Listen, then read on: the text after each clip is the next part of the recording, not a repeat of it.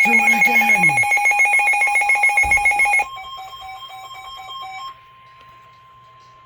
The National Weather Service in Boston has issued a special marine warning for the Boston Harbor, coastal waters east of Ipswich Bay, and the Stellwagen Bank National Marine Sanctuary. And Ipswich Bay until 5:30 a.m. Eastern Daylight Time. It's 4:33 a.m. Eastern Daylight Time. The storm was located over Situate Harbor, moving east at 55 to 40 knots and small hail. Small craft could be damaged in briefly higher winds and suddenly higher waves. Locations impacted include Boston buoy 44,013, the coastal waters east of Boston Harbor, Stellwagen Bank, Situate Harbor, and Minute Light.